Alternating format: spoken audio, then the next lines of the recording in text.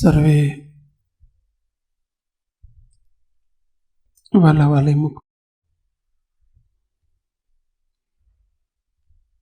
આ વિષય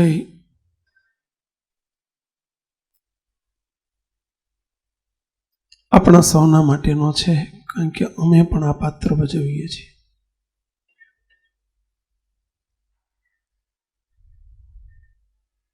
અને આપ પણ આ પાત્ર ભજવો છો. મોટા ભાગના નહીં ભજવતા હોય તો ભવિષ્યમાં ભજવશો.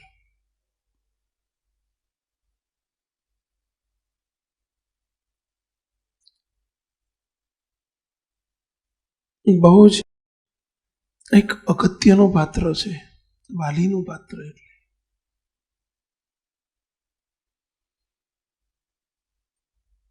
બહુ જ મોટું સ્ટેટસ છે. માતા પિતાએ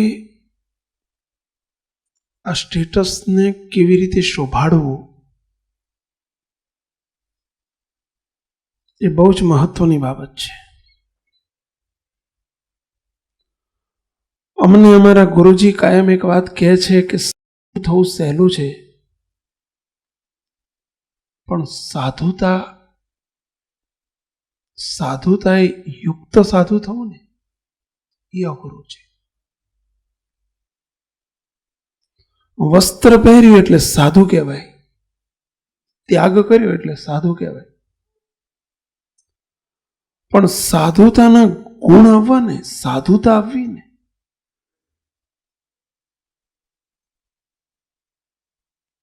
એ ખરો સાધુ છે.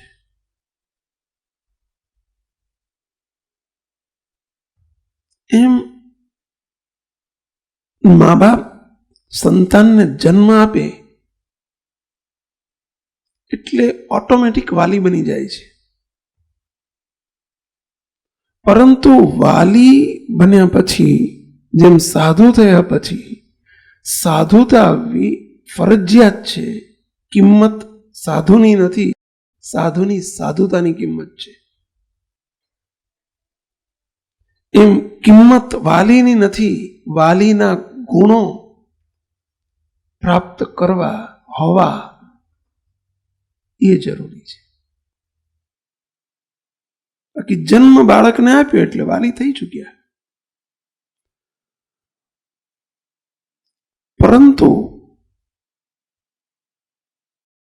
મુક્ત એક બહુ મહત્વની વાત એ છે કે જે બાળક ભલે પછી આમનો છે, તમારો છે કે આમનો છે, પરંતુ બાળક, આજનો બાળક એ દેશનું, સમાજનું, સંસ્થાનું, આવતીકાલનું ભવિષ્ય છે. એ આવતીકાલ છે, આવતીકાલનો એ સૂર્ય છે. એની ઉપર કોઈ પણ સોસાયટી એટલે કોઈ પણ સમાજ એની ઉપર જ આવતીકાલ આધારિત છે.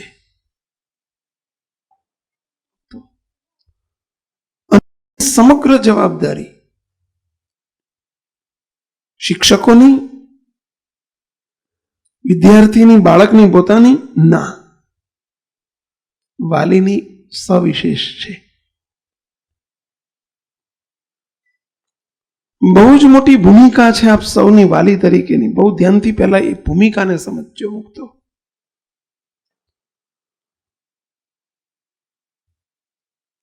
પરંતુ બહુ મોટી એક આપણી કમી છે, ક્ષતિ છે. બાળકને ડોક્ટર કરવો હોય ને, કોઈને ડોક્ટર થવું હોય ને, તો એનો અભ્યાસક્રમ છે. એન્જિનિયર થવું હોય ને તો એનો અભ્યાસક્રમ છે.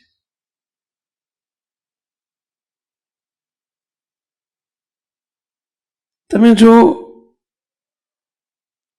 તો વકીલ થવું હોય, અભ્યાસક્રમ છે. એનો સિલેબસ છે.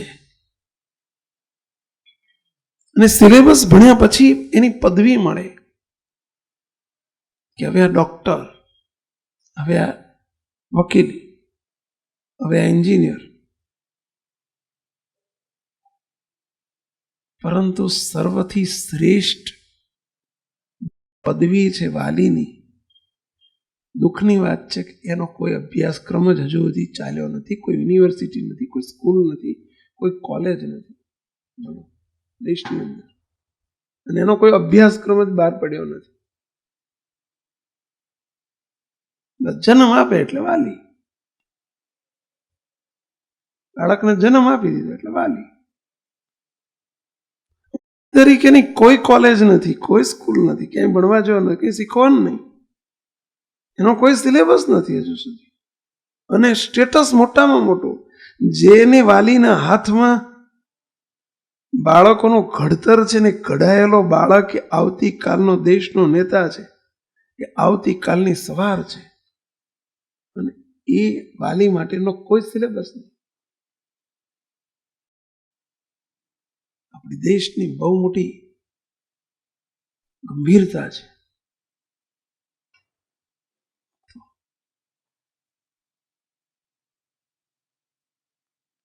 આજે આપણે એક વાલી તરીકેના સિલેબસ તરીકે, કારણ કે સિલેબસ જ નથી એટલે કઈ કોલેજમાં તમે જશો ને પાસ કરશો ને પછી વાલી થશો. અને આ સિલેબસ બાળકના જન્મ પહેલા દરેક વ્યક્તિ ભણાવવો જરૂરી છે, જાણવો જરૂરી છે, શીખવો જરૂરી છે. જન્મ આપતા પહેલા, બાળકને જન્મ આપતા પહેલા જ વાલી તરીકેની ફરજો, વાલી તરીકેના ગુણો શીખવા તમામ વ્યક્તિએ જરૂરી છે. કારણ કે સંપૂર્ણ આધાર બાળકનો બધો જ આધાર વાલી ઉપર છે. સમજી લેજો. કારણ કે બાળક જે કંઈ શીખે છે એ મિત્રો પાસે તો એ 3 વર્ષનો 2-3 વર્ષનો થશે, પછી રમવા શીખશે ને પછી જશે. સ્કૂલમાં તો એ 5 વર્ષનો થશે ને પછી જશે. પણ વાલીના હાથમાં તો એ જે દિવસે જન્મ લે છે ને તે દિવસનો હાથમાં આવી જાય છે. શિક્ષકની જવાબદારી તો 5 વર્ષ પછી શરૂ થાય છે. મિત્રો પાસેથી, ખરાબ મિત્રો પાસેથી કંઈક શીખે છે, સંગ ખરાબ, એ તો 3 વર્ષ 4 વર્ષ 5 વર્ષ પછી શરૂ થાય. પણ શરૂઆતના જે કોરી સ્લેટમાં લખવાના દિવસો તો વાલીને સોંપાયેલા છે. એ તો એના ખોળામાં મોટું થાય છે. અને ખોળો કેવો છે, એના મા બાપની હૂંફ કેવી છે, એની છત્રછાયા કેવી છે, એ બધું જ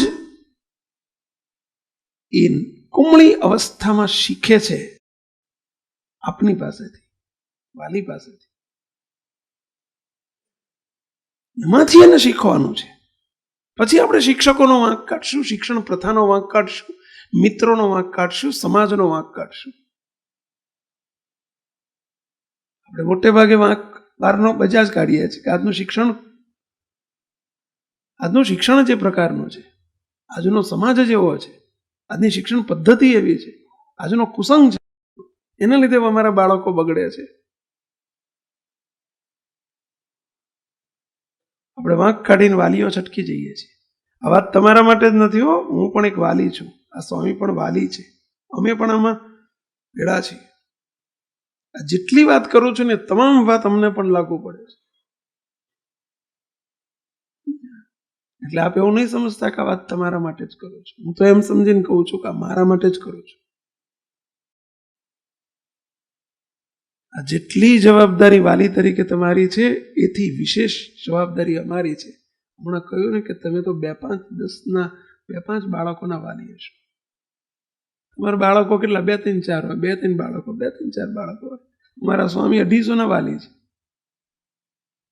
250 વિદ્યાર્થીઓ એમના હાથ નીચે ભણે છે ગુરુકુળમાં, તો 250 વાલી છે. અને સત્સંગમાં તો તમારા બધાના નાના મોટા બધાના વાલીઓ છીએ જ. અને નજીકમાં જેને આજે અમારે લોકો સંતો છે, તમારે તો 2-4 દીકરા હશે. ઘણી વખત હું વિચાર કરું મારે તો 55-60 દીકરા છે. હા? એમનું ઘડતર કરવાની જવાબદારી કોની?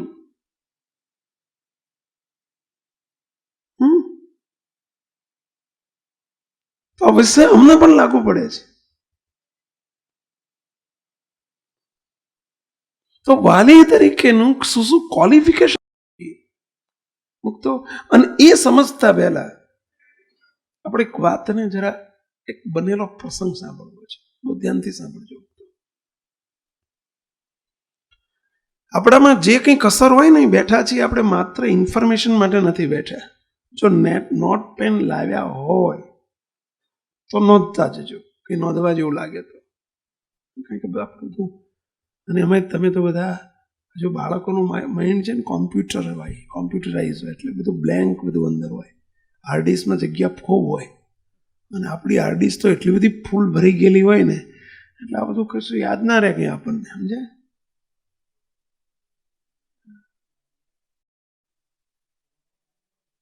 1995 સાલમાં 1995 આપણે અમદાવાદની અંદર એક બહુ મોટો મહોત્સવ આવતો હતો, બાપાશ્રી મહોત્સવ. બહુ મોટો વિશાળ ફલક ઉપર હતો. 125 એકરની ભૂમિ ઉપર મહોત્સવનું પ્લાનિંગ હતું. લગભગ 1000 જેટલા પ્રદર્શનની અંદર સ્ટેચ્યુ એટલે સમજ્યા ને, જેને ગુજરાતી ભાષામાં કહેવાય પૂતળા, ઇંગ્લિશમાં એને સ્ટેચ્યુ કહેવાય. માટીના 800 થી 1000 જેટલા સ્ટેચ્યુ બનાવવાના હતા. અમે સારા કારીગરની શોધમાં હતા. પછી અમે તપાસ કરતા કરતા ખબર પડી કે અમદાવાદની અંદર જ, દૂર જવાની જરૂર નથી, પણ અમદાવાદ વિસ્તારની અંદર કોઈ અમદાવાદમાં રહ્યા હોય તો એમને કદાચ નામ સાંભળ્યું હોય તો યુનિવર્સિટી વિસ્તારની અંદર ગુલબાઈ ટેકરા કરીને એક વિસ્તાર છે, અને ગુલબાઈ ટેકરા પાસે આવા મૂર્તિઓ બનાવનારા કારીગરો વસે છે. એમની આખી વસાહત છે, લગભગ 100 ફેમિલી છે, અને જેનું કાર્ય જ આવું છે. કયું? એમનો બિઝનેસ છે પૂતળા બનાવવાનો. ખાસ કરીને ગણેશ ચતુર્થી પહેલા ગણપતિના પૂતળા બનાવે, મૂર્તિ બનાવે, પ્લસ કોઈ નાના મોટા પ્રસંગે આવું બધું બનાવતા હોય, અને આબેહૂબ બનાવે. મેં ચલો કીધું એમનું કાર્ય જોઈએ ને પછી મળીએ એમને. અમે શોધતા શોધતા એ વસાહતમાં ગયા. લગભગ 10-15 કારીગરોના શોપ, એમનું ઘર કમ વર્કશોપ હોય, એટલે અહીંયા જ રહેતા હોય ને ત્યાં જ એ લોકો કારીગર કરતા હોય, ને વર્કશોપ કહેવાય. એમાં અમે નજર કરી. પછી અમે એક બહુ સારો કારીગર જોયો, એટલે ત્યાં ઊભા રહી ગયા. કારીગરને એક પ્રશ્ન પૂછ્યો, બરાબર સમજજો આ પ્રસંગ, બહુ સમજવા જેવો પ્રસંગ છે. એક કારીગર જેની બહુ સરસ કામ હતું, એની વર્કમેનશીપ બહુ સરસ હતી, એટલે અમે પૂછ્યું કે ભાઈ આ બહુ સરસ મૂર્તિ બનાવી છે. 8-10 ગણપતિજીની મૂર્તિઓ હતી, 8-10 સ્ટેચ્યુ મોટા મોટા. પછી કીધું આની કિંમત શું, તમે આમ કેટલામાં વેચો છો? એટલે મને કે સ્વામી આ સ્ટેચ્યુના 2500 રૂપિયા, અરે સોરી 250 રૂપિયા, અને આ બીજું સ્ટેચ્યુ છે ને એના 2500 રૂપિયા. એકના 250 રૂપિયા એટલે 250, અને બીજાના 2500 રૂપિયા. કેટલો ફેર કહેવાય? 10 ગણો. એટલે અમે આમ બે સામું જોયા કરું, આમ બંનેનું કદ સરખું, માપ સરખું, હાઈટ સરખી, પહોળાઈ સરખી, રંગ સરખો, કલર એક સરખો, બધું જ એક સરખું, એક જ ડાઈમાંથી બનાવેલા. એની ડાઈ હોય, ડાઈ એક જ ડાઈમાંથી બંને બનાવેલા, અને છતાં એમ કહે છે કે આના 250 રૂપિયા અને આના 2500 રૂપિયા. એટલે અમે વિચારમાં પડી ગયા. અમે 4-5 સંતો ભક્તો હતા, અમને કઈ ખબર ના પડી. એટલે પૂછ્યું કે આમાં ફેર શું છે? 10 ગણી કિંમત છે આના કરતા આની, તો આ બેમાં ફેર શું છે? કોઈ જ સરખી છે, કાન સરખા છે, મોઢું સરખું છે, એક ડાઈમાંથી જ બન્યા હોય એવું જણાય છે, કલર એક સરખો છે, તો આ બેમાં ફેર શું છે કે આટલો બધો ડિફરન્સ કિંમતની અંદર? જોતા તો નરી આંખે તો કોઈ ડિફરન્સ દેખાતો નથી, અને કિંમતમાં 10 ગણો ફેર. એમ કે સ્વામીજી તમને ખ્યાલ જ નહીં આવે. 250 ની આમ 2500 કહીને વેચીએ ને તો વેચી શકીએ, બોલો, પરંતુ બહુ મોટો ડિફરન્સ છે એનો, બહુ મોટો ફેર છે. શું ફેર છે તો કહો. પછી એમણે જે વાત કહી ને બહુ સમજવા, તમામ વાલી માત્ર અમારે ને તમારે બહુ સમજવા જેવી વાત છે. એ કે સ્વામી અમે સ્ટેચ્યુ બનાવીએ છીએ માટીમાંથી, જેને ક્લે કહેવાય, ઇંગ્લિશમાં ક્લે કહેવાય. અમે આને માટીમાંથી બનાવીએ છીએ. હવે એ માટી જે અમે લાવીએ ને, માટી એક હોય, આની ડાઈ પણ એક સરખી જ છે, પણ માટી લાવીને એને ભૂકો કરીને એમાં પાણી નાખીને પછી એને થાબડીને પેલી ડાઈમાં ભરી દઈએ, ડાઈ કાઢી નાખીએ. સ્વામી અમે રોજની 10 મૂર્તિઓ બનાવીએ, 250 વાળી છે ને એવી રોજની 10 બનાવીએ. અને અમે આજે 2500 વાળી છે ને રોજની એક જ બને છે અમારાથી.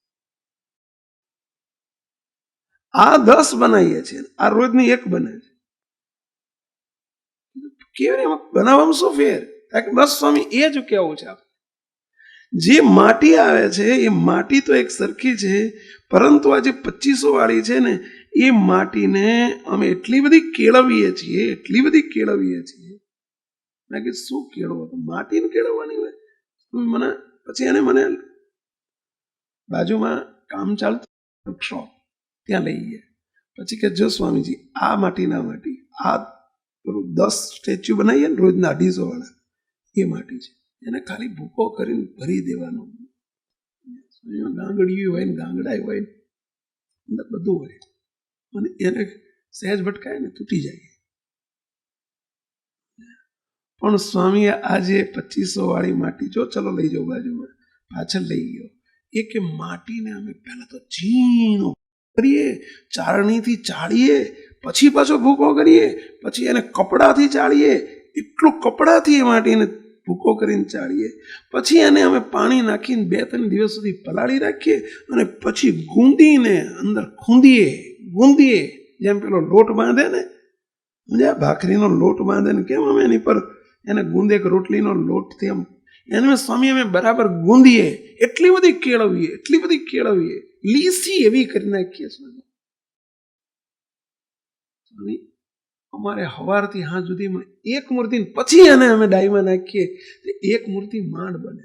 સવારના 7 વાગે શરૂ કર્યું હોય તો રાતના 12 વાગે એક મૂર્તિ તૈયાર થાય, અને ઓલી અમે ફટાફટ ચાલે. અમારે 10 ઊભી કરી. માત્ર ફેર શામાં છે? ડાઈમાં નથી. માત્ર ફેર શામાં છે? માટીમાં નથી. ફેર શામાં છે? માટીને કેળવવામાં છે. અને કેળવેલી માટીમાંથી બનેલી મૂર્તિ છે, અને કેળવ્યા વગરની માટીમાંથી બનેલી મૂર્તિ છે. ફેર આટલો છે. સ્વામી આમાં ગેરંટી, આ મૂર્તિને કોઈ ઉપરથી 50 ફૂટથી પછાડે ને તોય ના તૂટે, અમારી ગેરંટી. અને આને આમ કરે ને, હાથ કોક સારી રીતે આમ તોય તૂટી જાય. સ્વામી એ અમારી ગેરંટી.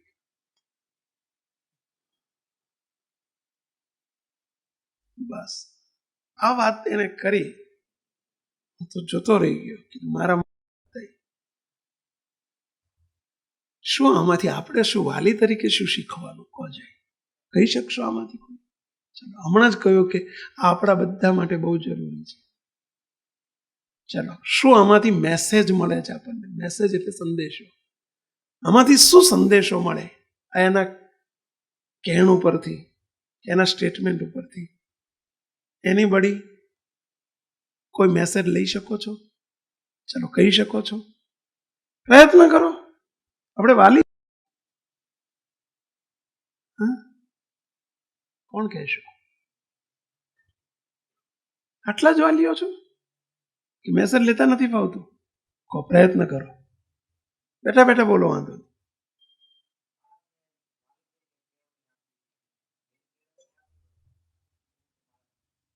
કેળવાય, બરાબર છે. એથી વિશેષ કંઈક?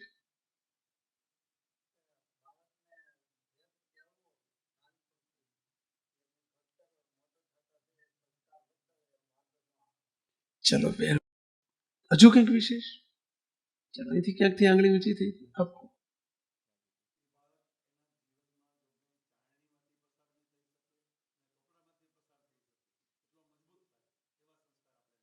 ચલો, વેરી ગુડ.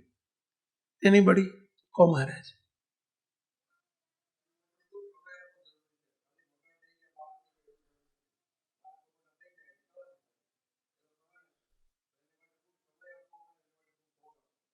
ચલો, વેરી ગુડ. ચલો, બધાએ સાંભળો. આજ થોડી કેળવણીની વાતો કરી છે. નરેન્દ્રભાઈ મોદી એક પુસ્તક લખેલું છે, તમે કદાચ સાંભળ્યું હોય તો, કેળવે તે કેળવણી. એક પુસ્તક નરેન્દ્રભાઈ મોદી સાહેબે લખેલું છે.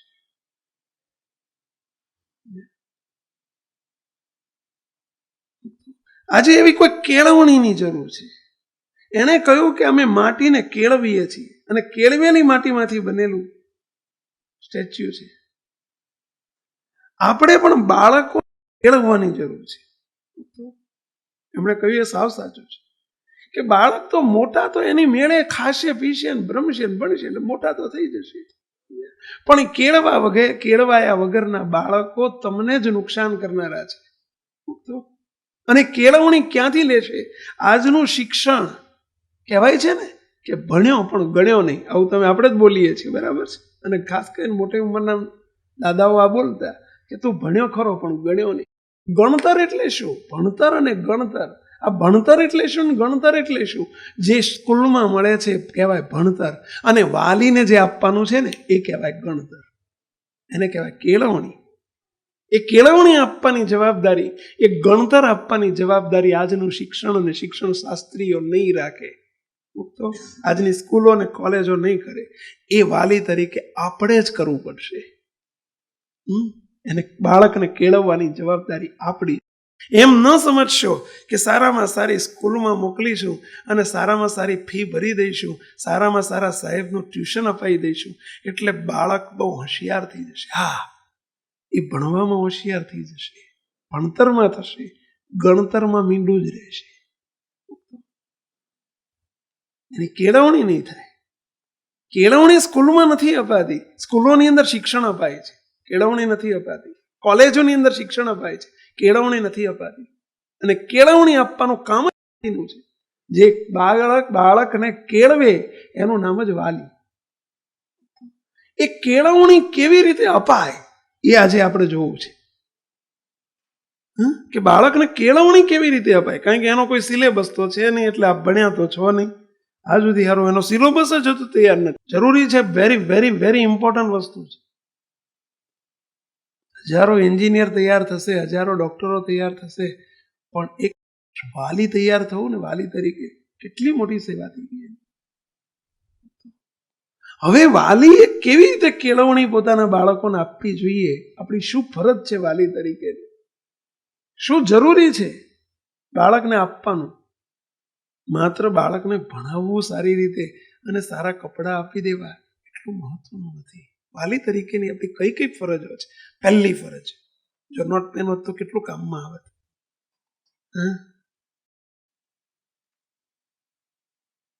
વાલી તરીકેની પહેલી ફરજ, બાળકને પ્રેમ આપો. જો તમે જોતા જજો, તપાસતા જજો તમારા જીવનમાં, હું તપાસતો જઉં જોડે જોડે, તમે તપાસતા જજો, સંતોય તપાસતા જજો, ખાલી લખતા નહીં, તપાસતા જજો. ક્યાં તપાસતા જજો? આપણા જીવનમાં, કે હું મારા બાળકોને પ્રેમ આપું છું. પ્રેમ આપતા શીખો, બહુ જરૂરી વસ્તુ છે. પોતાના બાળકોને માત્ર વારસો બંગલાનો, ગાડીઓનો માત્ર વારસો ન આપો. બાળકને જેટલી પ્રેમની જરૂર છે ને એટલી પૈસાની જરૂર નથી.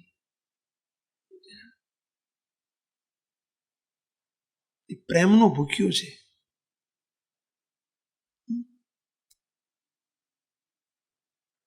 હું તો આપ સૌને એક પ્રશ્ન પૂછું કે આજે બાળકો બગડે છે, વાલીઓ એમ કહે છે કે સ્વામી મારો બાળક બગડી ગયો. એ બગડવાનું મુખ્ય કારણ જો કોઈ હોય ને, ભલે તમે કન્વિન્સ થાવ કે ન થાવ, આ બહુ સનાતન સત્યો છે. જે બાળકને ઘરમાંથી પ્રેમ નથી મળતો, હવે એને પ્રેમની ભૂખ છે, તો એ ઘરમાંથી પ્રેમ નહીં મળતો હોય મા બાપ તરફથી, તો એ બગીચામાં જઈને પ્રેમ હોદશે. મુક્તો ક્યાંક તો હોદવાનો છે, કોલેજમાં જઈને પ્રેમ હોદશે, તો ટીવીમાં પ્રેમ હોદશે, ગમે ત્યાં પ્રેમ શોધવાનો હોય. ભલે પછી દીકરો હોય કે દીકરી હોય, એને ઘરમાંથી પ્રેમ નથી મળ્યો, હવે એને પ્રેમની ભૂખ છે. he કે she wants love. એ પ્રેમ શોધે છે, તો ઘરમાંથી નથી મળતો તો ક્યાંકથી તો એની ભૂખ પૂરી કરશે. માણસને ભૂખ લાગી હોય અને તમે ખાવા ના આપો તો ત્યાંથી ગમે તે છેવટ કાચું ખાઈશે, કાચું ખાઈને ભૂખ તો પૂરી કરશે. માણસ તો ચોરી કરીને ખાશે પણ ભૂખ પૂરી કરશે. એને ભૂખ લાગી છે, એને પ્રેમની ભૂખ છે. એવરીબડી વોન્ટ્સ લવ. આ એક સનાતન સત્ય છે. માનસ શાસ્ત્ર કહે છે દરેક વ્યક્તિ પ્રેમની ભૂખી છે, માત્ર બાળક નહીં. તો બાળકને પ્રેમ આપવાની જવાબદારી મા બાપની છે. અને મા બાપ પ્રેમ નથી આપતા પોતાના કામકાજમાં, પોતાની હાય હોયમાં, સવારથી ભાગમ ભાગી કરતા હોય. એને પ્રેમથી અડધો કલાક બેઠા તમે તમારા બાળકો સાથે, એને પ્રેમ આપ્યો તો એ પ્રેમ શોધી લેશે બીજે. પછી ના કહેતા, કાં તો એ વ્યસનમાં પ્રેમ શોધશે, પછી સિગરેટ પીતો થશે, તમાકુ ખાતો થશે, માવો ખાતો થશે, દારૂ પીતો થશે, ડ્રિંક્સ લેતો થશે. હું તો પ્રેમ એને ક્યાંક શોધે છે કે આમાં પ્રેમ છે, આમાં પ્રેમ છે, આમાં પ્રેમ છે. પછી ના કહેતા કે અમારો દીકરો કે દીકરી કોકને લઈને આવી ગયા કે કોકને લઈને આવી ગયા. કોકને એ પ્રેમ મળ્યો, એ ખાઈ લીધો, એને લઈ લીધો. મુક્તો મા બાપ તરીકેની પહેલી ફરજ છે આ, પ્રેમ આપો. બાળકની સાથે પ્રેમથી વાર્તાલાપ કરો, એની સાથે હેત કરો. ન કરી શકતા હોય તો સમજી લેજો આપણે વાલી તરીકે ઉણા ઉતરીએ છીએ. માત્ર તમે જો હુકમીથી કામ ઘરની અંદર આંખો કાઢીને જ અને કડક થઈને જ, ગાળ બોલીને જ, દબડાઈને જ, ધમકાઈને જ લાંબો સમય નહીં ચાલે. માની લેશે બાળકો, સ્વીકારી લેશે કદાચ, અને સમજી લેશે કે મારા બાપની મારી માની હાથ જેવા ટેવ છે, એમને ધમકાયા છે બીજું કંઈ આવડતું જ નથી. તો લાંબો સમય નહીં ચાલે, પછી એનાથી એ રીઢા થઈ જશે, એ રીતે સાંભળવાથી.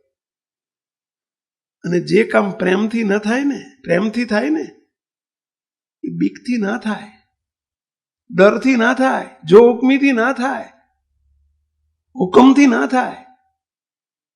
તો જે પ્રેમથી થાય ને,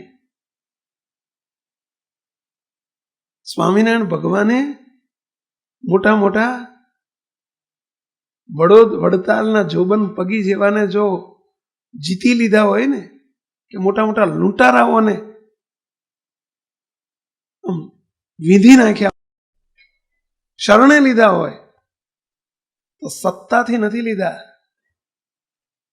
ગોળીબારથી નથી લીધા, શસ્ત્રથી નથી લીધા. સ્વામિનારાયણ ભગવાને વિંધ્યા. શાનાથી વિંધ્યા હતા?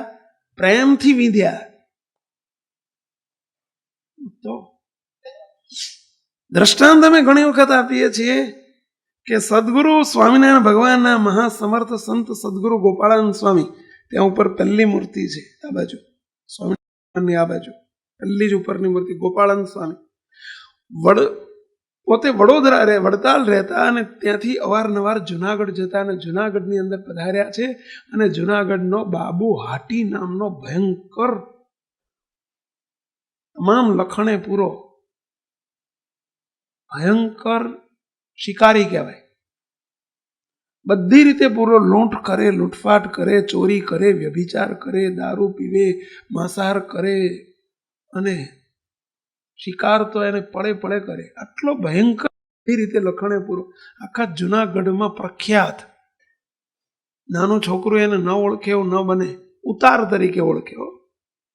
કારણ કે બે માણસોને બધા ઓળખતા, એક બહુ સારો હોય એને ઓળખતા હોય અને એક બહુ ખરાબ હોય ને એને ઓળખતા હોય લોકો.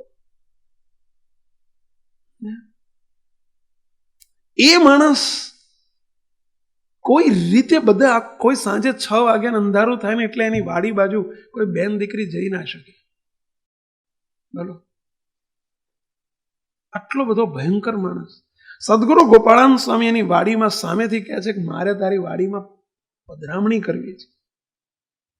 બધા એક સ્વામીને આવીને કાનમાં કહે છે, સ્વામી આ તો ઉતાર માણસ છે, એને અડીએ ને તોય પાપ લાગે એવો છે, એની વાડીમાં તમે ન શોભો, સારો માણસ ના જાય, અને તમે સંત તરીકે જવાનું કહો છો. સ્વામી કે મારે જવું છે. પેલો આશ્ચર્ય પામી ગયો, મારી વાડીમાં સાધુ? સ્વામી ત્યાં અંદર જઈને ઓટલો હતો, આંબલીના વૃક્ષને ફરતો ઓટલો પર બેસી ગયા કે બાબુ અહીંયા જોડે બેહાડીને એનો ખોળામાં, સ્વામી પોતાના ખોળામાં માથું મૂકી અને બાળકના માથે હાથ ફેરવે ને એમ બાબુના માથે હાથ ફેરવતા જાય અને કહેતા જાય, બાબુ આ માથે હાથ ફેરવ્યો ને એમાં એ બાબુનું પરિવર્તન થઈ ગયું. સ્વામીએ શું જંત્ર મંત્ર કર્યો હશે? શું માથે હાથ ફેરવીને અંદર કંઈક શું વશીકરણની વિદ્યા કરી હશે?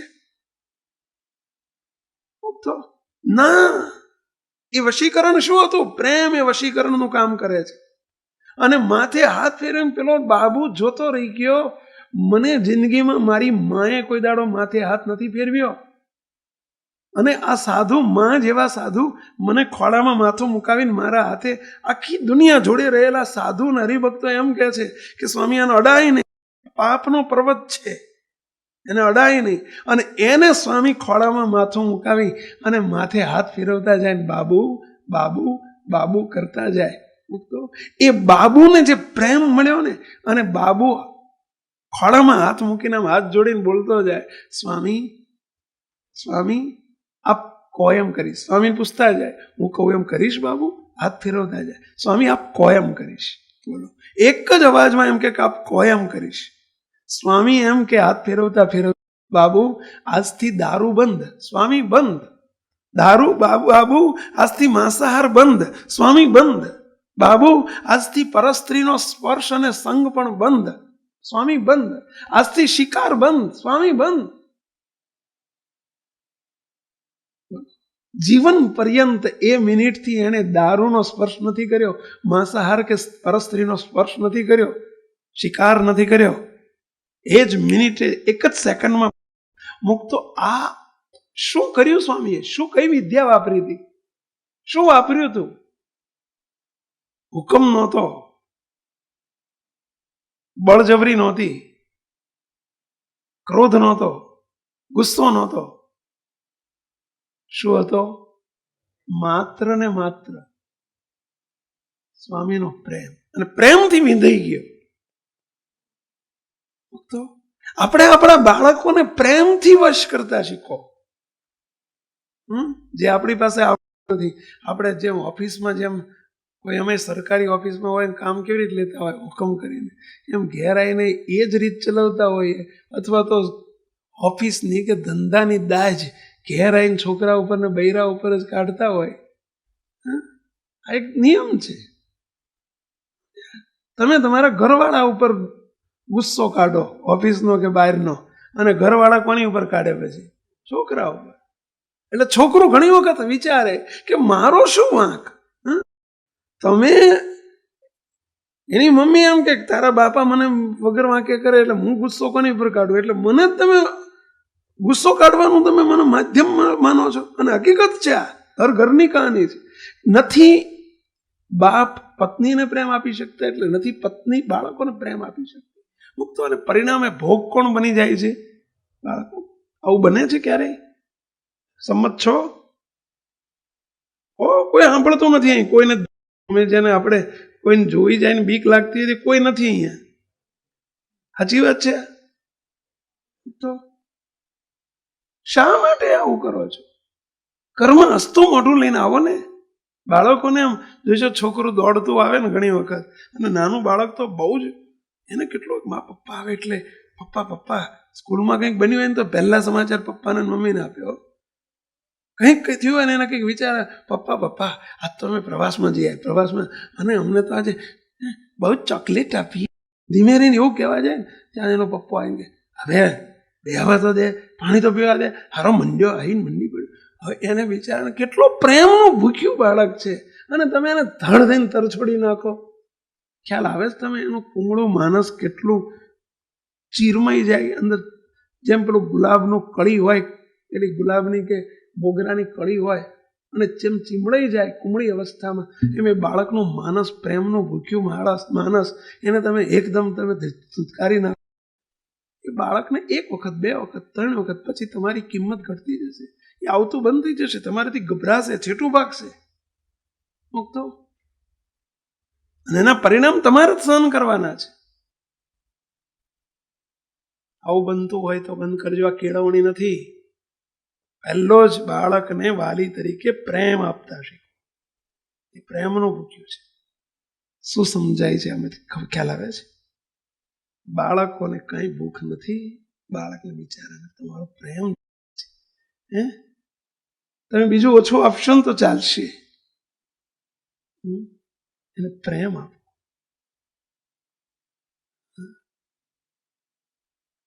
જરા તપાસ કરી લો તમારા જીવનમાં વાલી તરીકે તમે આપી શકો છો, તો તમે કેળવાયેલા વાલી છો અને વાલીને લાયક છો પહેલા. નહીતર ખૂટે છે આ વસ્તુ. ત્યાં સુધી આપણે વાલી નથી, સફળ વાલી નહીં બની શકો. વાલી તો જન્મ આપ્યો એટલે વાલી થઈ ગયા, પણ સફળ વાલી નહીં બની શકો. તમે બાળકો પાસે એવી અપેક્ષા ના રાખશો કે બાળકો તમારા કયાગ્રા થાય. બીજું,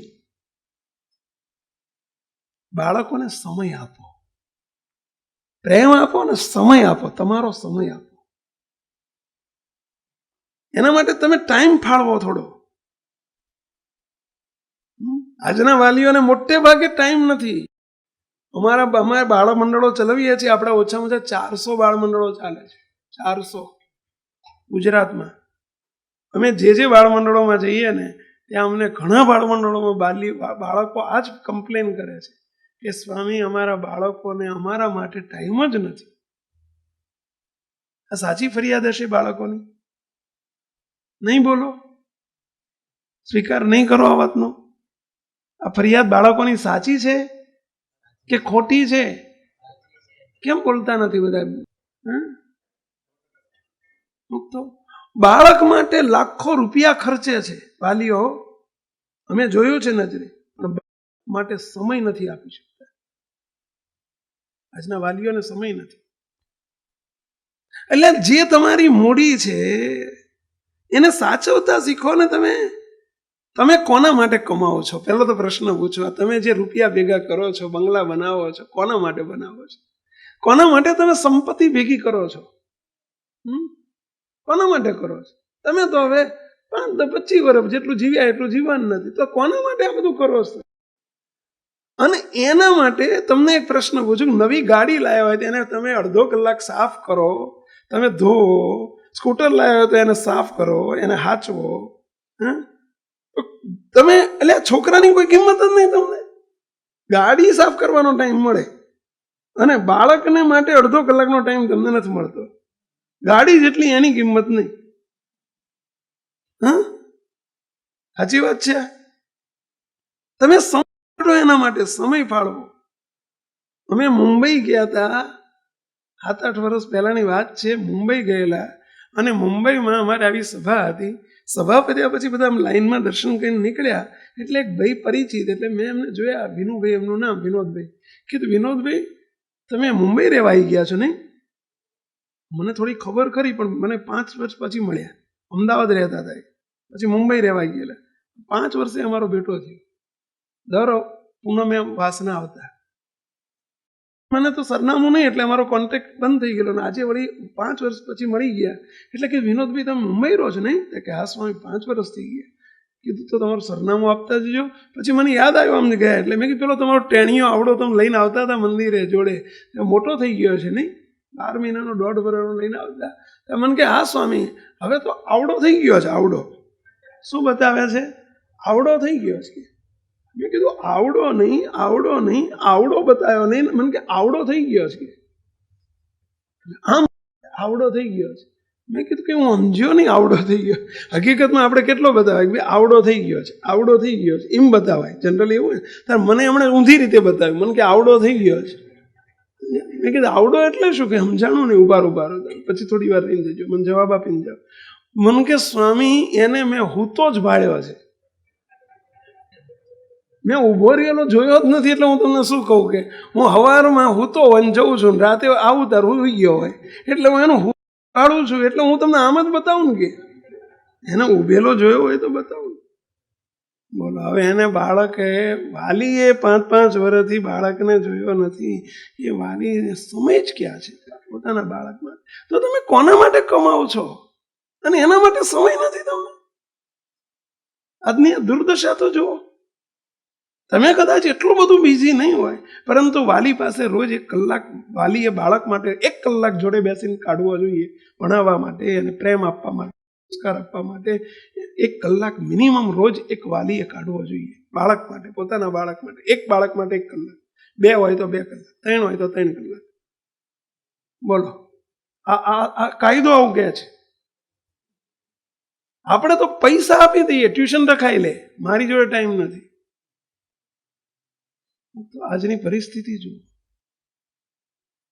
અમદાવાદમાં અમારે એક બિપિનભાઈ કરીને એક ટીચર હતા, પોતે સાયન્સ ટીચર. રોજ સવારનો કે હું 6 વાગે રાતે 11-11:30 ઘેર આવે. સ્કૂલમાં જાય પછી ટ્યુશન હવાના જ કરે. મને કે સ્વામી વર્ષે 25 લાખની પ્રેક્ટિસ છે મારી, 25 લાખ રૂપિયા ટ્યુશનમાં કમાવું છું. વર્ષે 25 લાખ રૂપિયા ટ્યુશનમાં કમાય. પછી મને ખ્યાલ, એટલે મેં કીધું તમારો બાબો 12માં જ છે નહીં? કે આ છે ને, એને ટ્યુશન નું શું? કે એને બીજાને ટ્યુશન રખાયું છે. કે બોલો, બીજાના છોકરાના ટ્યુશન કરવા એ જાય છે અને એમના છોકરાનું ટ્યુશન બીજાને રખાયું છે. હવે બીજો સારું ભણાવે, તમે બાપ તરીકે તમે સારું ભણાવો. એટલે આ તમે જમવા જાઓ ને હોટલમાં જમો અથવા કોકના ઘેર પેઇંગ ગેસ્ટ તરીકે જમો અને તમારા મમ્મી તમને જમાડે કે તમારા ઘરવાળા તમને જમાડે, એ બેમાં કંઈ ફેર? આ ઠાકોરજીની પૂજા કોઈ પગારદાસ માણસ કરે અને કોઈ સેવાથી, ઉત્સાહથી, ઉમંગથી અમે સંતો કરીએ, એમાં કંઈ ફેર ખરો? વેલા લાખ આસમાન જમીન. એમ તમને તમારા બાળકને કોક ભણાવે અને એની માં ભણાવે કે એનો પપ્પો ભણાવે, એમાં કંઈ ફેર નહીં. એમાં લાગણી અંદર ભળી જાય છે મુક્તો. અને પેલો તો પૈસા માટે ભણાવાય છે. તો તમે તમારા બાળકો માટે સમય કાઢ્યો? કોઈ દિવસ અડધો કલાક, કલાક આપ્યો? એને બેસીને એની વાતો સાંભળી? મુક્તો એને તમે બેસીને કંઈક તમે શિક્ષણ આપ્યું? કંઈક એને પૂછ્યું, બેટા તું ક્યાં જાય છે, કોની જોડે બેસે છે, કેવું ભણે છે, કરી તારા મિત્રો કોણ, તારા ટીચર કોણ છે, તારી સ્કૂલમાં શું ચાલી રહ્યું છે, કંઈ પૂછપરછ કરી તમે? મુક્તો આપ સૌને એક વાત કહું, એક વાલી તરીકે જ્યારે અમે પણ છીએ ત્યારે આજે સત્સંગ ખૂબ વધતો જાય છે, કૂદકે ને ભૂસકે. આજથી 10 વર્ષ પહેલા, 20 વર્ષ પહેલા અમે આટલા બિઝી નહોતા જેટલા અત્યારે છે. 10 વર્ષ પહેલા અમદાવાદના 5 મંદિરો છે, આપણે ઘનશ્યામનગર મંદિર છે વિસ્તાર. બોલો હું દર અઠવાડિયે 15 દિવસે ત્યાં જતો સભામાં. આજે હું વર્ષમાં 2 વખત જઈ શકું છું માંડ સભા કરવા. પેલા મહિનામાં 2 વખત જતો. આખા સત્સંગનું, કારણ કે વ્યાપ વધ્યો, એમ સમય બધે ડિસ્ટ્રીબ્યુટ બધાને કરવો પડે, એટલે સમયની પાબંદીને લીધે બધે વિચરણ ઘટી ગયું. જ્યાં હું વર્ષમાં 12 વખત જઉં, ત્યાં અત્યારે 1 વખત કે 2 વખત જઈ શકું છું.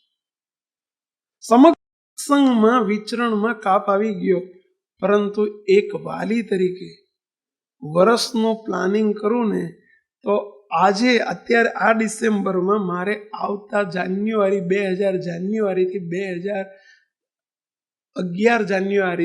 11 ડિસેમ્બરનું 12 મહિનાનું એક દિવસનું પ્લાનિંગ પ્લાનરમાં આ ડિસેમ્બરમાં થઈ ગયું હોય, ન થઈ ગયું હોય. આખા 365 દિવસ. 27મી ઓક્ટોબરે હું ક્યાં આવીશ, તો ફિક્સ જ હોય 27 ઓક્ટોબર 2011 દિવસે ક્યાં આવીશ મુક્તો. આટલું પ્લાનિંગ કરવું પડે, પણ એમાં પહેલું શું લખાઈ જાય ખબર છે? પ્લાનર કરવા બે, પ્લાનિંગ કરવા બેસો ને પ્લાનર હાથમાં આવે ને એટલે 1 મહિનો અમારા સંતો માટે ફાળવી નાખો. પહેલો તો 1 મહિનો આખો, પછી બીજું પ્લાનિંગ આખી દુનિયાને સત્સંગા કરાવવા જવાનું, અને ઘરના છોકરા ઘંટી ચા અને ઉપાધ્યાય નાટો. આવી ગુજરાતીમાં કહેવત છે ને પહેલા. વિચરણ તો દિવસે દિવસે વધતું જવાનું, અને અમારે બધે મેં કાપ મૂક્યો છે.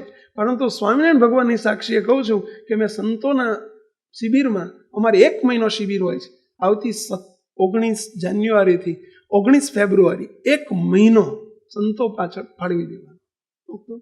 સમાજનું સત્સંગનું કરવા જઈએ, અને જે તમારા બધાને અમારે ગામડે ને ઘેર ફાળવાના છે, તમારા પરિવર્તન કરવા, તો એના માટે મારી ફરજ નથી સમય ફાળવવાની. હું તમારા બધા માટે સમય ફાળવું, મારા દીકરાઓ માટે સમય ના ફાળવું, તો મારા જેવો મૂર્ખ કોણ?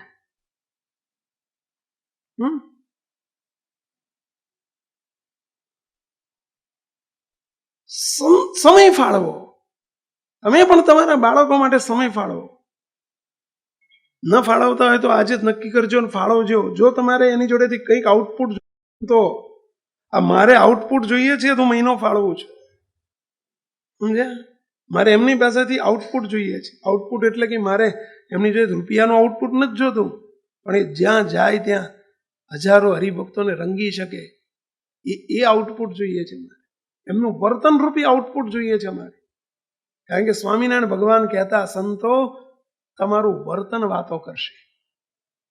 એનું વર્તન વાતો કરતું થાય એવું આઉટપુટ જોતું હોય તો એ આશાને સેવવા માટે અમારે ભોગવવું પડે અમારા સમયનો. આપણે આશા રાખીએ છીએ બાળકો પાસે, પણ સમય આપવાની તૈયારી નથી આપણી. કેમ આઉટપુટ મળશે? આઉટપુટ એટલે રિઝલ્ટ, આઉટપુટ એટલે પરિણામ, આઉટપુટ એટલે ફળ. તો જરા છાતી ઉપર હાથ મૂકીને પૂછો, કેટલો સમય ફાળવો તમારા બાળકો માટે? એક વાલી, એક પિતા પોતાના બાળકને, એનું બાળક આવે ને એટલે કે પપ્પા મને ફરવા ક્યાંક લઈ જાઓ ને, પપ્પા મારી જોડે 1 કલાક 2 કલાક તો જોડે રહો, મારે તમારી જોડે રમવું છે. પેલું નાનું 5 વર્ષનું 7 વર્ષનું બાળક એટલે એના પપ્પાને રોજ કે, પેલા પપ્પા શું કે, રવિવાર સિવાય ટાઈમ નહીં મળે, જો વાયના પડી જા, હું નવરો છું તારી જેમ, નોકરી થાક્યો પાક્યો આવ્યો, ટાઈમ આપો કર્યા કરે, રવિવાર તારી જોડે રમીશ અથવા તને ફરવા લઈ જઈશ, માથાકૂટ ના કર. એટલે પેલો છોકરો બિચારો રવિવારની રાહ જોવે. હવે રવિવાર આવ્યો ને એટલે સવારના 10 વાગ્યા બેટેજી લઈને ઉપડ્યા, સાહેબ બેટેજી લઈને ઉપડ્યા રોજની જેમ. એટલે પેલું બાળક દોડતો આવ્યું, ડેડી પપ્પા તમે કહેતા હતા ને રવિવારે તમારી જોડે હું તારી જોડે રમીશ, તારી જોડે ફરવા જઈશ, તે પપ્પા તમે ક્યાં જાઓ છો? કે ઓફિસે જવાનું છે, આજે ઓવર ટાઈમ છે. કે ઓવર ટાઈમ એટલે સમજ્યા? આજે વધારાનો એક્સ્ટ્રા દિવસ ભરવાનો છે, કે હું રવિવારે જવાનું છે. પપ્પા તમે કહેતા હતા ને કે હું રવિવારે તમે જતા રહેશો, મને આજે ટાઈમ નહીં આપો.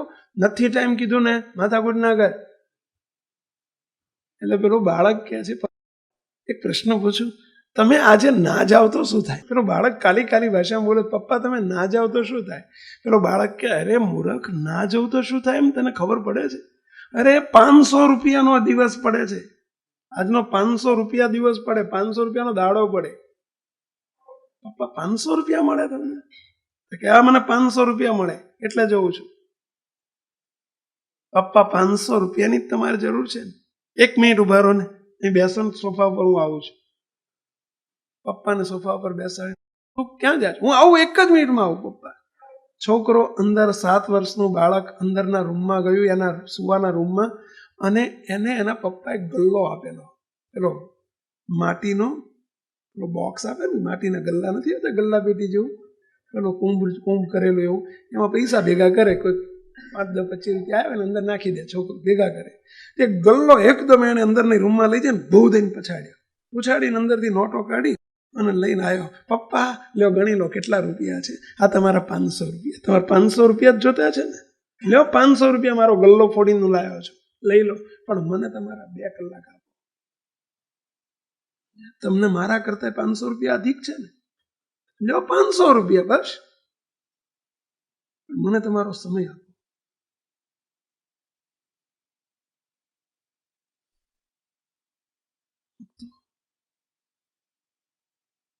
ધન્ય છે ને આ વાલીન? ધન્ય છે ને આ વાલીન? તમને પૂછો, હા કે ના તો બોલો. ધન્ય છે ને આ બાળકને? આ ફક્ત એ વાલીને બાળક માટેની જ વાત છે ને? તમને જ કઈ લાગુ પડતું નથી ને આમાં? હા, પેલા વાલીની આંખમાં દડ દડ દડ આંસુ પડી ગયા, આંખ ઉઘાડી નાખી બાળકે. તમારી કોઈની આંખ ઉઘડી?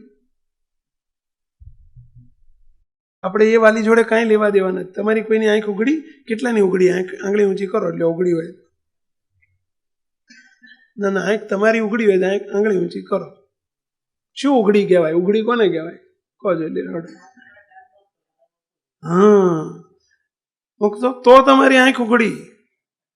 પૈસા પૈસા પૈસા પૈસાની લાઈમાં તમે દોડાદોડી કરો છો, પણ એ તમારી મિલકત પૈસા જેટલી કિંમત નહીં તમારા બાળકની. કોના માટે પૈસા ભેગા કરો છો? એ તમારું બાળક જો બહાર નીકળી ગયું અને સંસ્કારથી બહાર જતું રહ્યું, કુસંગના વાતાવરણમાં આવી ગયું, તમે એને સમય નહીં પાછો. અને એ જ ખરો સમય છે. 20 વર્ષ પછી સમય નથી આપવાનો. 20 વર્ષ સુધી બાળકોને સમય આપવાનો છે. પછી તો એને પાંખો આવશે એટલે એની મેળે બધું કરી લેશે. અત્યારે ખરો સમય છે એને સમય આપવાનો. એને પૈસાની નથી પડી, સમયની પડી. તમારી ના આપતા હોય તો આપજો. આજે અહીં આવ્યા એ તમારું સફળ, ને અમને એમ થાય અમે કંઈક તમને જગાડ્યા મોડે સુધી, એ સફળ. ત્રીજું, સમય ઓછો છે નહીં તો મને તો વિષય બહુ મારો ધોકો લઈને બેહવાનો વિષય છે. એક વાલી તરીકે સંપીને ઘરમાં રહેતા શીખો. ઘરમાં સંપીને રહેતા શીખો. તમારા ઘરમાં વાલી તરીકે બાળક ઉપર ખોટા સંસ્કાર ન પાડે એના માટે તમે પતિ પત્ની કે મા બાપ સાથે સંપ રાખતા શીખો. મુક્તો, કારણ કે બાળક જે કંઈ શીખે છે ને તમારી જોડે જ શીખે છે. સમજી રાખજો. તમારા ઘરડા મા બાપને જો નહીં બનતું હોય, ડખા ચાલતા હશે, કે તમારે તમારા પત્ની વચ્ચે નહીં બનતું હોય અને ડખા ચાલતા હશે, એ તમે એમ માનો છો કે બાળકોને કઈ ખબર નથી પડતી, એમ માનો છો? હા, આજના બાળકોનું બધું સમજો છો તમે? મુક્તો, આજના બાળકો કેટલા હોશિયાર અને ચાલાક ને ચબરાક હોય છે, તમને શું ખબર પડે? બધું સમજે છે, એ બધું જુએ છે, બધું જાણે છે, એને બધી ખબર પડે છે. એ બધું તમે એને શીખવાડો છો. આ એ કોરી સ્લેટમાં તમે બધું છાપી નાખો છો. તમે ઘરમાં ઝઘડો છો, એ ઝઘડાવાળા ઘરમાં મોટા થયેલા બાળકો ઝઘડાળા જ પાકવાના. મુક્ત, એમાં કોઈ બે મત નથી.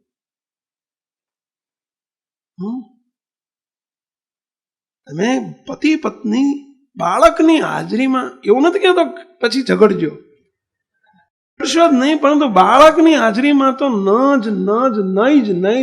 જ મુક્તો, ના જ ઝઘડાય. તમે જે ઝઘડા કરો છો એની બહુ જબરજસ્ત ખરાબ ઇમ્પ્રેશન એના ઊભી થાય. મમ્મી પપ્પાની આગળ કે પપ્પા મમ્મીની આગળ જ્યારે કંઈક બોલતા હોય ને એકબીજા, ત્યારે એ બધું જોઈ રહ્યો છે, એની કિંમત, બંનેની કિંમત ડાઉન થઈ જાય એના માનસમાં. પપ્પા મમ્મીની બંનેની કિંમત ડાઉન થઈ જાય. અમે કેનેડા ગયેલા 2 વર્ષ પહેલાની વાત છે. કેનેડા હતા ને અમારી રોજ સવારમાં અમે 8-10 દિવસ રોકાયેલા ટોરોન્ટોમાં. સવારમાં અમારે જ્યાં ઉતારો હતો ને ત્યાં રોજ સવારે 7:30 થી 9 સુધી સભા થતી. પછી અમારી પધરામણીઓ બધું ચાલે. ત્યાં અમારી અંગત સભા થાય અને શનિ રવિ જાહેર સભા થાય. એટલે 10, 15, 20 ભાઈઓ બધા સવારમાં આવી જાય, જે બહુ જ ઘરધણી હતા, રજાઓ લીધેલી. તો આપણા સ્વામિનારાયણ સંપ્રદાયના રિવાજ મુજબ ઘર નાનું હતું, જ્યાં અમારો ઉતારો હતો એ વખતે મંદિર નહોતું આપણું, એટલે ઘેર ઉતરેલા અમે. તો નીચે બેઝમેન્ટ હતું, એટલે ભોંયરું હતું, ત્યાં લેડીઝ જઈને બેસે ને ઉપર આપણા નિયમ મુજબ પુરુષો બેસે અમારી સામે. 7:30 સભા શરૂ થાય. એક દિવસ 7:15 થયેલા અને એક નાનો બાળક 6-7 વર્ષનો કોકની ગાડીમાં, એના પપ્પા મમ્મી તો આવતા જ તે રોજ, પણ એની ગાડી 7:30 એક્ઝેક્ટ આવી જતી. પણ હવા હાથે એક ગાડી એમના પાડોશીની આવતી હશે, એમની ગાડીમાં આવી ગયો અને હું બેઠેલો ને બાળા કરતો તો તમારો નિયમ આવીને કે, સ્વામી સ્વામી જલ્દી અંદરના રૂમમાં જલ્દી આવો. અને હાથ ખેંચીને લઈ ગયો, જલ્દી આવો. જે શું થયું, શું? અરે આવો તો ખરા. અંદરના રૂમમાં લઈ ગયો. અંદર લઈ જઈને રૂમમાં લઈ જઈ, અંદરનો રૂમ, અંદર એને જઈને સ્ટોપર મારી દીધી રૂમની. શું છે પણ મને પૂરી કેમ દેસ તું? મને થોડો હસવાનો સ્વભાવ, એટલે કે કેમ મને પૂરી દીધો તે? અને જે આટલું કહું ને, સ્વામી મારી વાત તો સાંભળો, એમ કહીને એને ધ્રુસકે રડવા માંડી. કેમ ધ્રુસકે? મારી વાત તો તમે સાંભળો. છે શું? તું રડે જ કેમ? સ્વામી મારા પપ્પાને તમે કંઈક તો કહો. રડતો જાય ને બોલતો જાય, મારા પપ્પાને તમે કંઈક તો કહો, તમે તો કંઈક કહો. છે શું? સ્વામી મારી મમ્મી જોડે ઝઘડા જ કરે છે આખો દાડો. ઘરમાં બેઠા નથી, ઝઘડા ચાલુ થયા નથી. ઘરમાં બેઠા નથી, ઝઘડા ચાલુ થયા નથી. સ્વામી મારા પપ્પાને તમે કંઈક તો કહો. રડતો જાય ને બોલતો જાય. હું સાંભળે રાખું શું કહે છે આગળ. સ્વામી એમને કઈ ખબર પડે છે કે મારામાં કેવા સંસ્કાર આવશે? મારા માટે તો ઝઘડા બંધ કરાવો. આ બાળક એવું કહે છે કે મારામાં કેવા સંસ્કાર આવશે એની અમને કઈ ખબર પડે છે? મારા માટે તમે એમને ઝઘડા બંધ કરાવો. એક બાળક આવું કહે છે. મુક્તો કોણ કહે છે બાળકોને કઈ ખબર નથી પડતી?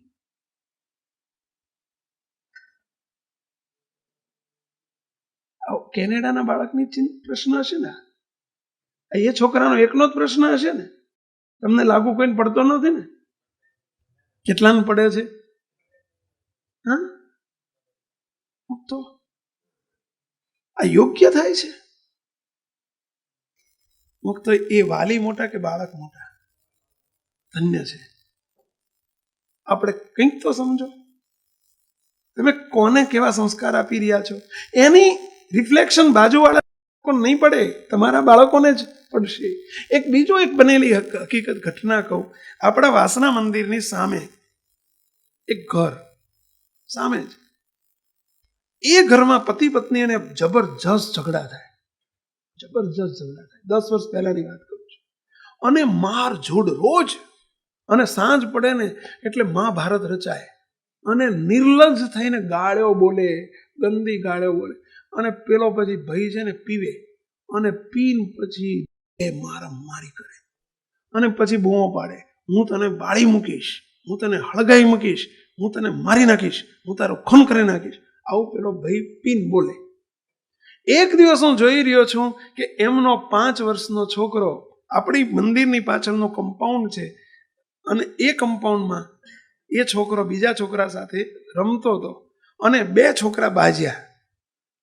મારે ઉપરથી નીચે નજર કરવી અને ત્યાં પેલા ભાઈ સામેવાળાનો જે રૂડિયો હતો એનો છોકરો પેલા બીજા છોકરાને શું કહે છે, હું તને મારી નાખીશ, તને કાપી નાખીશ, તને હળગાઈ દઈશ. એવું પેલો બાળક બોલે. હું ઉપરથી સાંભળો.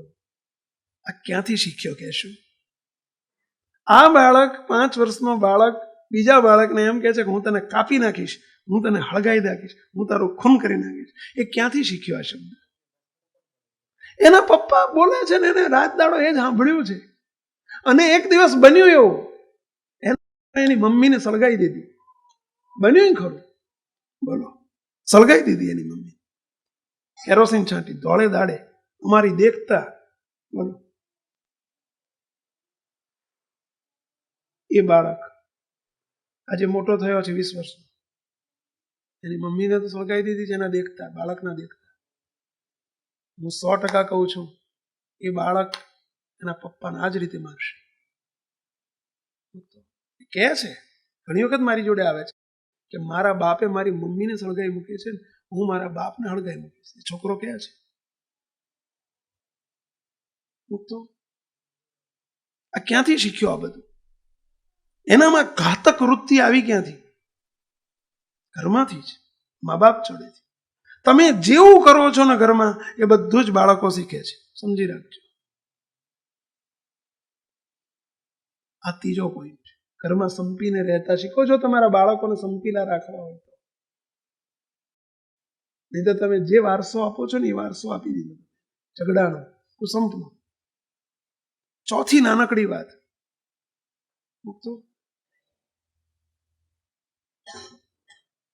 તમારા વાલી, તમારા મા બાપ, ઘરડા વૃદ્ધ મા બાપની સેવા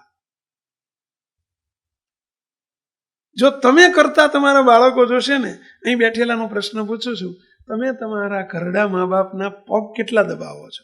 ચરણ દબાવતા હોય, કેટલા દબાવો છો? સાચું બોલ. આજે હયાત હોય, કદાચ ના હોય ને જતા રહ્યા હોય ને દબાયા હોય, કેટલા દબાવો છો? આટલા ભાઈઓને હું તાળી સાથે ધન્યવાદ આપું છું. પરંતુ મુક્તો એ જેવું જોવે છે ને બાળક, ઘરમાં જો તમારા દાદા દાદીને તમારા ઘરવાળા તરફથી, એટલે મમ્મી પપ્પા તરફથી તિરસ્કાર ને નફરત જ દાદા પ્રત્યે તમે કરતા હશો, તો તમારી તૈયારી રાખજો. તમે તૈયાર રહેજો. એટલે સમજ્યા? શાના માટે? તમને તમારા બાળકો આ જ રીતે તિરસ્કાર ને નફરત કરશે, એમાં કોઈ બે મત નથી. તમે એવી ઈચ્છા ન રાખશો. તમારા બાળકના દેખતા તમે દાદા દાદીના, એટલે તમારા ઘરડા મા બાપના પગ નથી દબાયા, તો તમે ઈચ્છા ન સેવશો, કોઈ દિવસ સંકલ્પ ના કરશો કે તમારો દીકરો તમારા પગ દબાવે. એ ગળું જ દબાવશે, એ પગ નહીં દબાવે. કદી ઈચ્છા ના રાખશો. આ તો આપણે ઈચ્છા રાખીએ છીએ કે મારા છોકરા મારા પગ દબાવે, પણ તમે દબાયા જ કોઈ દર તમારા ઘરડા મા બાપને? એ તમને દબાવે. તમે એમને બાળકના દેખતા કહો છો, એ ઘેડાથી આવે, બોલબોલ ના કરો, બકવાસ ના કરો, બહુ બોલબોલ કરો છો, પેલા વૃદ્ધાશ્રમમાં મૂકી આવવા પડશે, આવી દાટી આપતા હોય, પેલો બાળક સાંભળે જ બધું. એને વૃદ્ધાશ્રમની ખબર નથી, તમે ખબર પાડી. હા, સાચી વાત છે, ખોટી વાત છે? તમે જેવું બોલો છો ને એવું તમારા માટે કરશે જ કાલે, એમાં કોઈ બે મત નથી.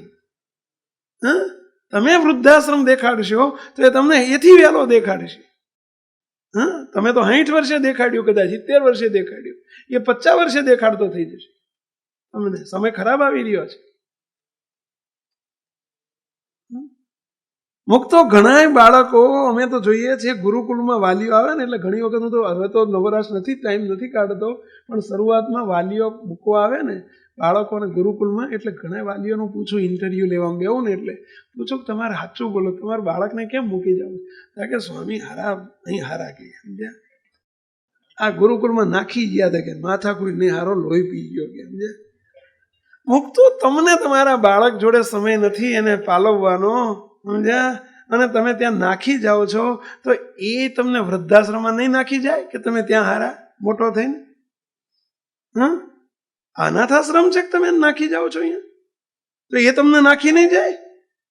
એ નહીં કે, એ નહીં સમજે અત્યારે કે બાપુજી તમે મને અત્યારે નાખી જાઓ, તમે હું તમને વધારાનો છું ને, મારો વારો આવશે ને ત્યારે નાખી આવીશ. જેવું કરશો એવું ભરશો ભાઈ, જેવું વાવશો એવું લણશો. સમજો, આ બધું બહુ જરૂરી છે. વાલી તરીકે બાળકને કેળવવા, કેળવણી કોને કહેવાય? આ બધી કેળવણી છે.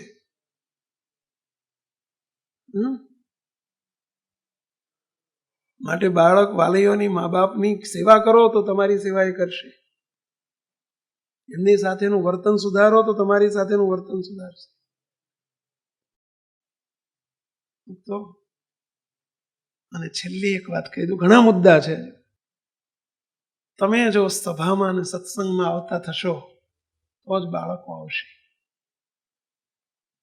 અને બાળકોને અહીંયા કે તમને અહીંયા એક જ સંતોનું સાનિધ્ય અને ભગવાનનું સાનિધ્ય જેવું કે જ્યાં તમને શુભ સંસ્કારો મળી રહ્યા છે,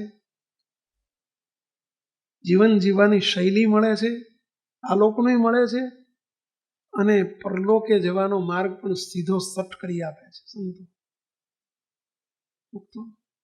મંદિરમાં પણ આવો અને બાળકોને સાથે લાવો. હમણાં જ બાળક સભા તમારા અહીં સભા થઈ ને, પેલા બાળકોની સંમેલન હતું, બાળકોની સભા હતી. જેટલા બેઠા હતા એને ખબર હશે, બધા બાળકોને આજે અમે લેસન આપ્યું. હું તો જાણું છું ભલે 300 બાળકો હતા, 300માંથી 250 બાળકોમાંથી 100 છોકરા લેસન કરે, 50 કરે, 25 કરશે તો 10% રિઝલ્ટ તો મળ્યું ને. એક લેસન આપ્યું કે આ તમારે ઘેર જઈને આટલું એક લેસન કરજો, અમને પ્રોમિસ કરો કીધું કે સવાર સાંજ તમારા મમ્મી પપ્પાને નીચે નમીને તમારે પગે લાગવા. આજે કયા બાળકો મા બાપને પગે લાગે? અને એ સંસ્કાર ક્યાંથી બાળકોને મળશે? પણ તમે કહેશો કે જાઓ છોકરાઓ મંદિર જાઓ, આવે તમે આંગળીએ દોરીને લાવશો ને તો દોડતા આવશે. તમે આવતા મા બાપને આવતા જોશે ને તો બાળકને આવવાનું મન થશે. સમજ્યા? તમે એમને હુકમ કરશો કે જા તો નહીં આવે. તમારા બાળકોને એમને સજીવન રાખવા છે, એમને સંસ્કાર આપવા છે, તો તમારે મંદિરે આવવું પડશે, સભામાં આવવું પડશે. તો આપ સૌને અમારી વિનંતી છે. વિષય બહુ જ રસપ્રદ વિષય છે. આખો બહુ આ બધા માટે, વ્યક્તિ માટે જરૂરી વિષય છે. એમાં અમે આવી ગયા, તમે આવી ગયા, પરંતુ મુક્તો આપ સૌને અમારી વિનંતી છે કે ન આવતા હોય તો મંદિરે આવજો, સભામાં આવજો. તમે જોજો, તમારા બાળકોને મોકલજો. એના પરિણામ કેવા આવ્યા છે તમે જોજો. એના પરિણામો કેટલા સુંદર પડે છે. પણ આટલું બધા અમારું રાખજો. કંઈ આપણે કસર તમારામાં દેખાતી હોય તો આજે જ કાઢજો, એવી વિનંતી સાથે સત્યને જય સ્વામિનારાયણ. આ વિડીયો જો આપને પસંદ આવ્યો હોય તો તેને લાઈક કરો અને શેર કરો. અને હા, આવા જ લેટેસ્ટ વિડીયો મેળવવા માટે SMVS ચેનલને સબસ્ક્રાઇબ કરવાનું અને બેલ આઇકોન પર ક્લિક કરવાનું ન ભૂલતા હો.